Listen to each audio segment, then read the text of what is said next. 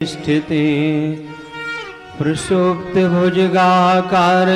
सर्वदा कारणप्रिये कामकलान्विते देवी ममाभीष्टं कुरुष्व चः। असारे घोरसंसारे भवरोगात्महेश्वरी सर्वदा रक्ष मां देवी जन्म संसार रूपकृत। बोलिए श्री सद्गुरुदेव भगवान की जय हो। नैमिषारण्य धाम की जय हो। राज राजेश्वरी ललितांबा की जय हो। चक्र नारायण भगवान की जय हो। 88,000 ऋषि मुनियों की जय हो। अपने अपने माता पिता की जय हो। पूज्य व्यास जी महाराज की जय हो। सद्गुरुदेव भगवान की जय। नमः पार्वती पतये हर हर महादेव। परम मंगलमय परात्पर अखिलेश्वर सर्वनियंता जगदाधार सर्वसमर्थवान परब्रह्म परमात्मा राज राजेश्वरी पराम्बा त्रिगुणात्मक शक्ति स्वरूपा जिनकी पावन पवित्र आप कथा सभी लोग श्रवण कर रहे थे, ऐसी माँ भगवती के चरणों में कोटि कोटि प्रणाम निवेदित करते हुए व्यासस्य विष्णु रूपाया व्यासपीठ पर विराजमान श्री व्यास जी के चरणों में कोटि कोटि प्रणाम निवेदित आदरणीय माता जी के सहित विद्विध चित्र से पधारे हुए देवी भागवत के रसिक श्रोता वृंदजन, आचार्य बंधु, संगीत के सहयोगी जन, सभी के हृदय में विराज रहे श्री हरि के चरणों में कोटि कोटि प्रणाम निवेदित और समस्त भगवत कथा रसिक श्रोता वृंदजनों का हार्दिक स्वागत, वंदन, अभिनंदन। देखिए, भगवती की कृपा का अनुभव तो प्रत्यक्ष होता ही है। मैं पहले अपने आदरणीय माता जी से क्षमा चाहूँगा कि मैं नवरात्रि के अनुष्ठान में कुछ ऐसा व्यस्त था, लेकिन आज जैसे ही माता जी का मैसेज मिला मैंने कहा चलो कोई बात नहीं, यदि कोई व्यक्ति सुबह खो जाए और शाम को वापस आ जाए तो उसको खोया हुआ नहीं कहलाते। तो मैंने कहा चलो कोई बात नहीं, आज अष्टम दिवस की विश्राम दिवस की वेला में थोड़ा चर्चा को श्रवण करेंगे। भगवती की पराम्बा की अनंत कृपा है। देखिए, पूज्य व्यास जी ने आपको देवी भागवत के सार तत्व में बहुत कुछ श्रवण कराया और आपने बड़े श्रद्धा के साथ श्रवण किया होगा। क्यों? क्योंकि इसमें किसी भी प्रकार की कोई कहने सुनाने की बात नहीं है। आप जितने अच्छे श्रोता हैं ये मैंने खूब अच्छे से परखा है ना। कभी कभी व्यास जी ऐसा लगता है कि व्यास श्रोताओं को एक अध्यात्म की ओर ले जाता है, लेकिन कभी कभी व्यास का भी ऐसा सौभाग्य होता है कि अगर अच्छे श्रोता मिल जाएं तो वो व्यास को भी एक अध्यात्म शिखर की ओर ले जाते हैं। इसमें कोई अतिशयोक्ति नहीं है ना। इसका एक तात्पर्य आप सीधा देखेंगे, आपका छोटा बालक है और आप पढ़े लिखे ज्ञानी हैं, आपकी वाणी भी बहुत अच्छी है, लेकिन एक माँ जब अपने बालक को बोलना सिखाती है तो माँ की अच्छी वाणी होते हुए भी माँ अपनी वाणी को तोतली वाणी बना लेती है। और वो किस लिए? ये माँ की करुणा है, दयालुता है, उदारता है कि मेरा बेटा बोलना सीख जाए हैं। और जब वो बेटा तोतली वाणी से अशुद्ध शब्द भी बोलता है तो माँ के अश्रुधार ऐसे झरझर बहते हैं कि चलो मेरे बेटे बोलना अब शुरू कर रहा है और भविष्य में एक सुख की चिंता होती है। तो हमारे जीवन में ऐसा कोई भी व्यक्ति नहीं जिसके जीवन में सुख ना हो और कोई भी ऐसा व्यक्ति नहीं जिसके जीवन में किसी भी प्रकार का दुख ना हो। इसलिए सुख और दुख में हर प्रकार से समानता से जीना का अगर अपार साहस किसी ने दिया है तो वो माँ ही तो है। बेटा हर जगह से आता है, अरे एक चोट पिता भी सम्मान ना करे, पिता से भी दुखी होकर के अगर माँ के पास आता है और माँ का एक आंचल जब सर पर जाता है ना, तो जिन लोगों ने उस माँ के आंचल के प्यार का अनुभव किया होगा वो सारे दुख दूर एक हाथ फेरने से हो जाते हैं। इसलिए मैं तो ये कहता हूँ कि आपको अन्यत्र कहीं जाने की जरूरत नहीं है। सब सुख लहें तुम्हारी शरणा, हनुमान जी महाराज के 41 में उल्लेख है। और हनुमान जी माँ की सन्निधि में गए तो अष्ट सिद्धि नव निधि के क्या कुछ नहीं मिल गया है? हम जरा से सुख को दुनिया में घोषते हैं व्यास जी, लेकिन सब सुख हमारे माता पिता की शरण में है ना। और नैमिषारण्य धाम में आए हैं ना, तो हमारे नैमिषारण्य में माता पिता कौन सा रूप है? बोले नैमिषारण्य में जिसको आनंद से रहना है वो चक्र नारायण भगवान को पिता मान ले और राज राजेश्वरी ललिता अम्बा को मां मान ले। तो गुरुजी ने कहा उस बालक का बाल बांका नहीं हो सकता दुनिया में। नैमिषारण्य में ऐसा ऐसा अनुभव किया। हमारे आदरणीय मुन्ना भैया जी इस अनुभव के साक्षी हैं। इन्होंने कहां से शिखर यात्रा प्रारंभ की, और हम लोग तो अभी छोटे हैं। व्यास जी जाने कितने व्यासों को व्यास इन्होंने बना दिया अपने भजनों से। एक बार हमारे मिश्रा जी के लिए अच्छे से ताली बजाओ। इतने मीठे मीठे भजन गाते हैं, तो सब चीज का समावेश होता है। और मैं एक बात कहूं, भगवती तो परम दयालु है।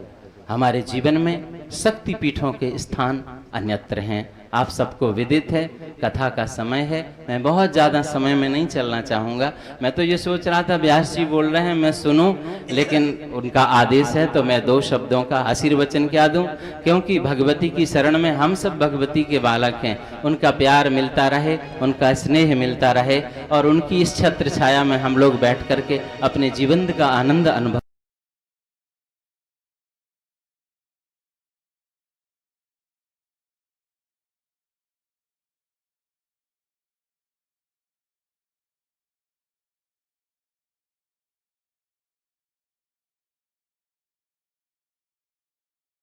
अपना अनुभव अनुभूति किया होगा, वो अनुभव जीवन में कभी भूल नहीं सकता।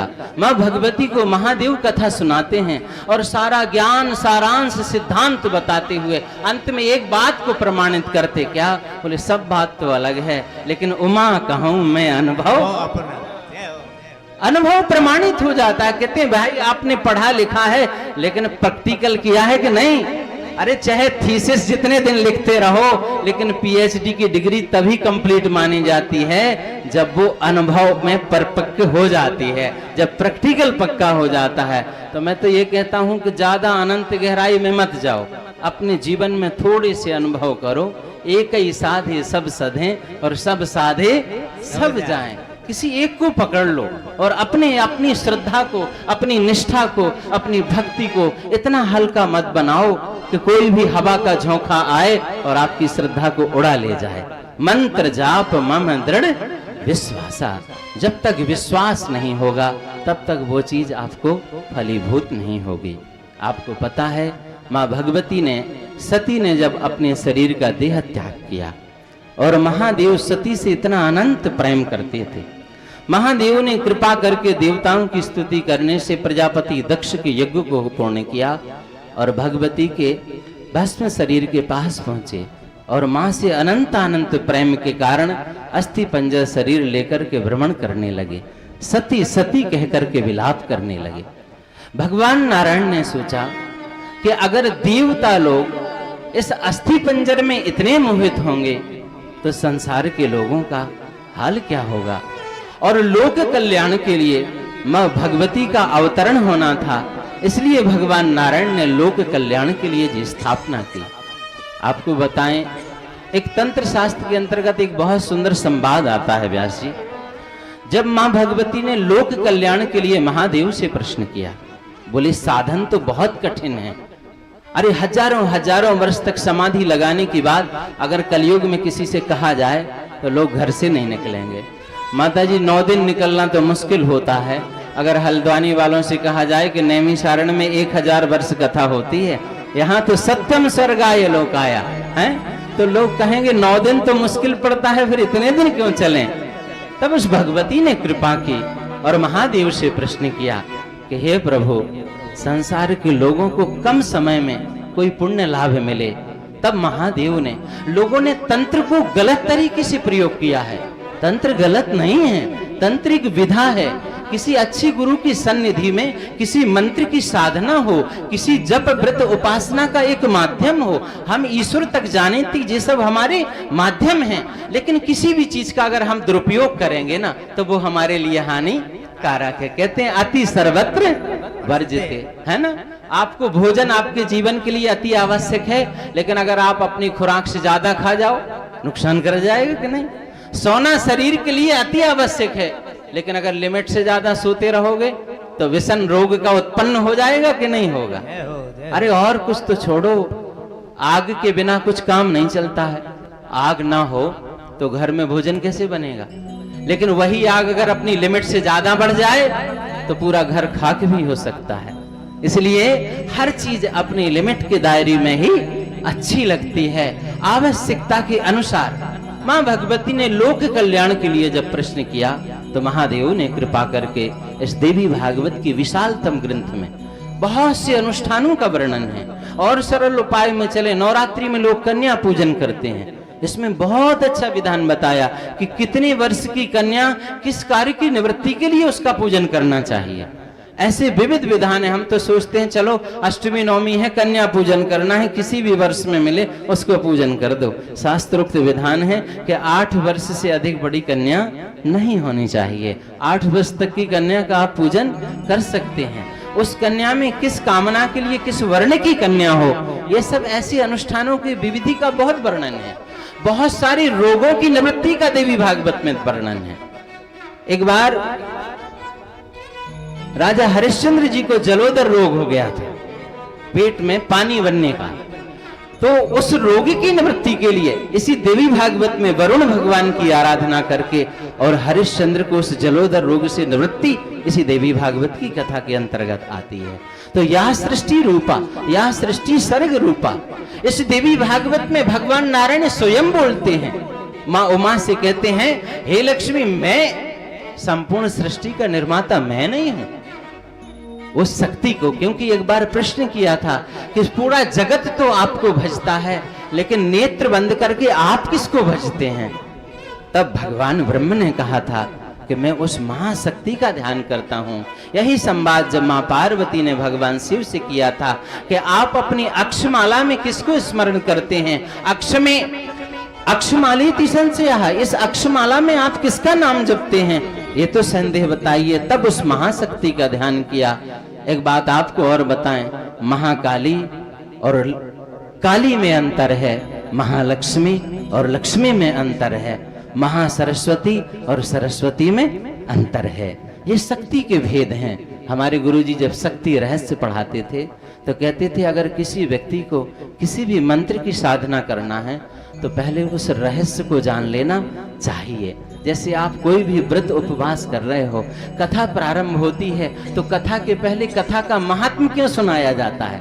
चाहे हम भागवत कथा सुने, चाहे राम कथा सुने, चाहे शिव महापुराण सुने, चाहे देवी भागवत महापुराण सुने, लेकिन किसी भी कथा में चलने से पहले उस कथा की महिमा को सुनना चाहिए। लेकिन मन में एक भ्रम उत्पन्न हो जाता, हो सकता आप लोगों के मन में भी भ्रम उत्पन्न हो रहा हो। क्यों व्यास जी?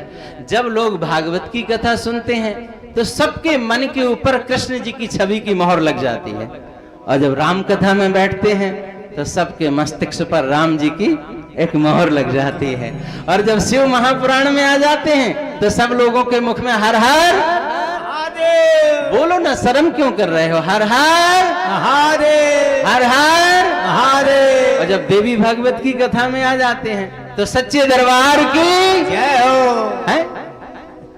तो ये समझ में नहीं आता है कि लोग तो भ्रम में पड़ जाएंगे कि देवी श्रेष्ठ हैं या राम श्रेष्ठ हैं या कृष्ण श्रेष्ठ हैं या महादेव श्रेष्ठ हैं। तो ये सब एक ही है। एकम सद विप्रा बहुधा वदन्ते, ये सत्य एक ही है, उससे विलग नहीं है। शक्ति और ब्रह्म दोनों मिलकर के एक ही होते हैं। राधा कृष्ण मयो हरि।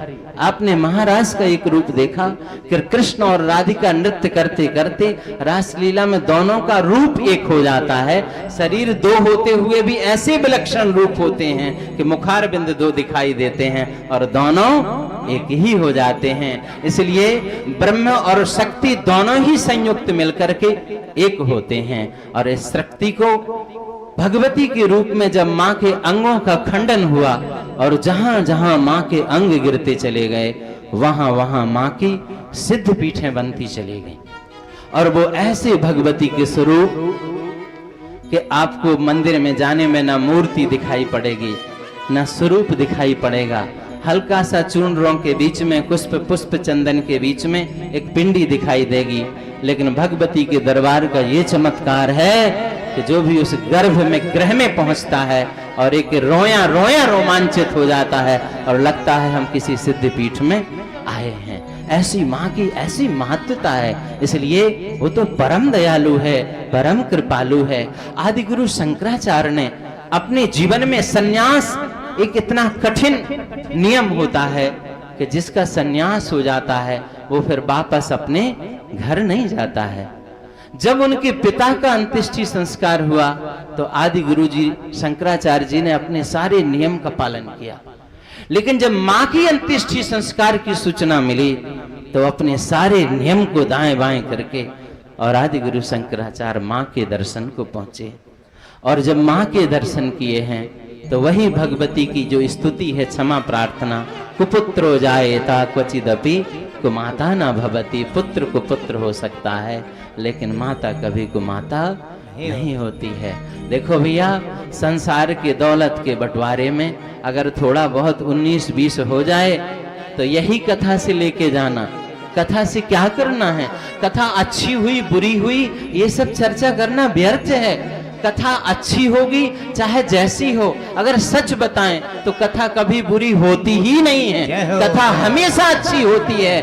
कथा हमेशा अच्छी थी, अच्छी है और अच्छी ही रहेगी। हमारे सुनने सुनाने का तरीका गड़बड़ हो सकता है। और एक बात और कहें भैया, आपके प्रशंसा करने से ना कथा को डिप्लोमा मिलने वाला है और आपकी निंदा करने वाले से ना कथा का पद घटने वाला है। न प्रमोशन होना है ना डिमोशन होना है।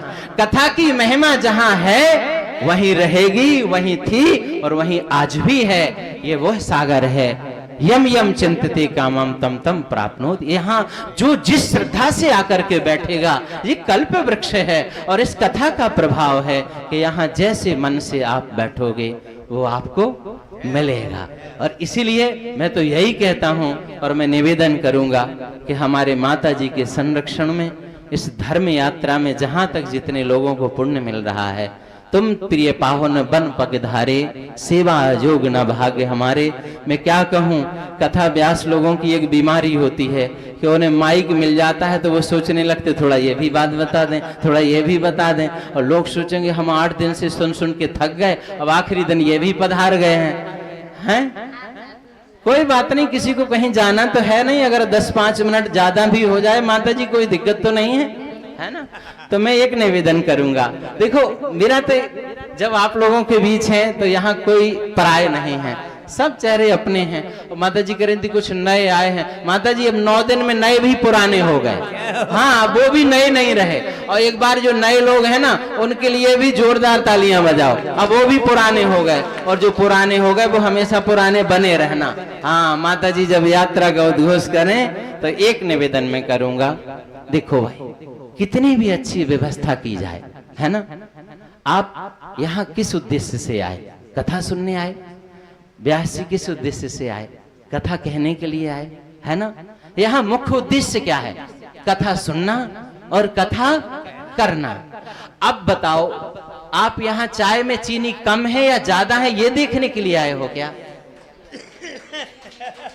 सच बताना। रूम में थोड़ा गद्दा पतला है या मोटा है, अरे अपने घर में 9 दिन बाद जाना, 4 गद्दी बिछवा के 3-4 दिन सोते ही रहना। हाँ, जिसको चाय कम पिली हो वो जाके घर में 1 लीटर चाय बनवा के पीना, और जिसकी चीनी कम रही हो वो 1.5 किलो चीनी बढ़वा के डलवाना। अरे कोई बात नहीं, मैं तो ये कहता हूं, देखो यहाँ आए हो तो यहाँ से कुछ अच्छी चीज अपने लेके साथ जाना। क्यों? क्योंकि ये सब संस्कार आपके बच्चों के ऊपर जाएंगे। अगर आपने यहाँ से जाकर के दुखी होकर के गए तो आपके आने वाले बच्चे कभी कथा में नहीं आएंगे। आपकी कथा में यात्रा करते करते आपको 70 वर्ष बीत गए, लेकिन आप घर में जाकर के पति पत्नी यदि कलह करेंगे तो आपके बच्चे कभी कथा से प्रेरणा नहीं लेंगे। वो क्या सोचेंगे, दादी बाबा कथा में जाते थे लेकिन घर में आके जितनी कथा नहीं सुनते थे उससे ज्यादा झगड़ा करते थे। हैं? आप आगे आने वाली पीढ़ी को ये अध्यात्म क्या है, ये अध्यात्म दीप है, एक ज्ञान का प्रदीप है, ये एक दर्पण है। आप इस दर्पण को जैसा बनाओगे आपका चेहरा वैसा ही दिखाई पड़ेगा। दर्पण के ऊपर अगर धूल जमी होगी तो दर्पण कितना भी अच्छा हो उसमें छवि अच्छी नहीं आएगी। और अगर दर्पण साफ होगा तो चेहरा खराब भी होगा तब भी दर्पण में साफ ही। कहते नहीं, कैमरा वाले सामने आते तो कहते प्लीज स्माइल, और थोड़ा मुस्कुरा दो तो फोटो कितनी अच्छी आती है। और वैसे चाहे चेहरा जैसा बना रहे। तो मैं यही कहूंगा कि हमारे दीक्षित जी की व्यवस्था में अगर कोई त्रुटि रही हो, माता जी ने बहुत मार्गदर्शन किया और दीक्षित जी ने भी अपनी सेवा से परिवार सहित लग करके पूरी सेवा की। तो नैमिषारण्य जी एक आरण्य है और मैं रामचरितमानस की एक चौपाई कहूंगा कि तुम प्रिय पाहुन बन पगधारे, सेवा जोग न भाग्य हमारे। तो हमारे दीक्षित जी ने पूरी सेवा सुधारने की कोशिश की। लेकिन मैं यही कहूंगा कि सत्र आपका जो चल रहा वो बहुत सुंदर चला। आप इस कथा के भाव को अपने मन के अंदर लेके जाना और आपके बच्चे, आपके पोता पोती यह देखें कि आप नैमिषारण्य क्या लेकर के गए थे और वहां से वापस क्या लेकर के आए हो। यहां से कुछ अच्छा समाचार जाके सुनाना, कोई बात नहीं, ये थोड़ा बहुत तो सब चलता रहता है। अरे कहते हैं 9 ग्रहों में 9 ग्रह किसी के, राम जी को भी बन बन भटकना पड़ा, कृष्ण जी को भी कारागृह में बंद होना पड़ा। भैया इस संसार में जो आता है, ये संसार क्या है, बोले दुखालय है। यहाँ आने के बाद अगर थोड़ा दुख तकलीफ मिले ना तो उससे घबराना नहीं, क्योंकि भगवती उसको सहने की शक्ति देती है। या देवी सर्वभूतेषु शक्ति रूपेण संस्थिता, नमस्तस्यै नमस्तस्यै नमस्तस्यै। और यहाँ आने के बाद अगर शक्ति विफल हो जाए तो फिर शक्ति का कैसा अनुष्ठान है। इसलिए देवी भागवत अति पावन महापुराण है और इस महापुराण में कोई भी कथा हो, चाहे शिव महापुराण हो, चाहे राम कथा हो, चाहे भागवत हो, सब कथाओं का एक केंद्र एक ही है। कैसे? बिल्कुल सरल भाषा में मैं आपको सुनाऊं कि सारा एक ही है। जैसे आपने देखा है मिट्टी का घड़ा बना है ना, तो मिट्टी का घड़ा बना है तो मिट्टी से घड़ा भी बनकर के एक परिपूर्ण आकृति देता है। देखने में लगता है कि घड़ा परिपूर्ण हो गया है, लेकिन इसका मतलब ये नहीं कि मिट्टी इतनी ही है। मिट्टी इससे इतर भी है और मिट्टी से, जिस मिट्टी से ये घड़ा बना है उस मिट्टी से परिपूर्ण घड़ा भी है। यानी घड़ा भी अधूरा नहीं है और मिट्टी ही इतनी ही नहीं है। वैसे ही हम इस ईश्वर की अंश हैं, लेकिन इसका मतलब ईश्वर इतने में ही नहीं है, ईश्वर इससे भी इतर भी है और इसके अंदर भी है। वो ईश्वर दिव्य तत्व में एक चींटी के अंदर भी विद्यमान है, वह दिव्य शक्ति के रूप में एक हाथी के अंदर भी विद्यमान है, वही ईश्वर अंश एक मनुष्य के अंदर भी विद्यमान है। इसलिए हमें सिर्फ यह मानने की जरूरत है कि वो यत्र तत्र सर्वत्र उसी का अंश ही हमें प्रतीत होता है। भगवान यहाँ भी है, अन्यत्र भी है और इससे इतर भी है। हरि व्यापक सर्वत्र समाना और प्रेम ते प्रगट होय मैं जाना। देखो ये तो प्रमाण है, जहां जहां कथा होती है वहां वहां हरि का पदार्पण होता है। हमारे गुरुदेव कहते थे व्यास जी कि जब अभी भी कथा करो तो ये ध्यान मत रखो कि श्रोता कम है। जब भगवान की, भगवती की कथा होती है तो वो देवता स्वयं अपनी कथा सुनने के लिए वहां आते हैं, और जब उनको केंद्र मान करके हम कथा को करते हैं तो ऐसा अनुभव आता कि जो कभी पढ़ा नहीं, जो कभी लिखा नहीं, और जब व्यासपीठ पर बैठो ना तो वो भी बोलने की सामर्थ्य आ जाती है। मूकम करोति वाचालम पंगुम लंघयति गिरम यत् कृपातमहं वंदे परमानंद माधवम। और सीधे सिद्धांत में कहो ना तो कहते हैं गुरु मेहरबान तो चेला, हाँ कुछ भी नहीं आता, लेकिन अगर गुरुदेव का वरद हस्त रख जाए तो उसे भी सर्व शास्त्र ज्ञाता हो जाता है। ध्रुव 5 वर्ष का बोध बालक था, लेकिन जब भगवान नारायण सामने खड़े हुए, बोलने की सामर्थ्य नहीं, लेकिन जैसे ही भगवान ने कृपा का वरद हस्त शंख स्पर्श किया तो ध्रुव 4 वेद 6 शास्त्र का ज्ञाता हो गया। और द्वादश भागवत द्वादश मंत्र का जप किया, द्वादशाक्षर मंत्र का, तो ध्रुव जी ने 12 श्लोकों में भगवान की स्तुति करी। इसलिए हरि की कृपा अनंत अनंत है और उस कृपा का कितना भी बखान करो, लेकिन जितना बखान करो उतना भी अधूरा नहीं, और जितना हो जाए हरि अनंत, हरि कथा अनंत। अध्यक्ष मन लेते हुए व्यास जी को प्रणाम। सभी श्रोताओं को भगवती के इस मंगलमय अनुष्ठान के लिए मैं क्या शुभकामना करूं। आशीर्वाद तो मेरे पास है नहीं, मैं राज राजेश्वरी ललितांबा से यही प्रार्थना करूंगा कि भगवती सभी को धर्म की यात्रा में ऐसे ही जोड़ के चलना, और हम सभी लोगों का कहीं ना कहीं ऐसे ही मिलन, और जो जिस मनोरथ से यहाँ पधारा हो भगवती कृपा करके सबके मनोरथ को पूर्ण करें, सबको मंगल करें। जय जय श्री राधे। और ये राज राजेश्वरी ललितांबा की जय हो।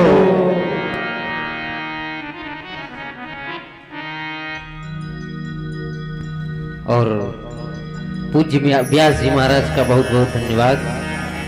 और सभी लोग अपने स्थान पर खड़े होकर मां की मंगलमय आरती करेंगे। ओम चंद्रमा मनसो जात सखो सूर्यो अजायत सूर्यावायुष प्राण समुखाद निरजायत। जय अम्बे गौरी मैया, जय श्यामा गौरी मैया जी को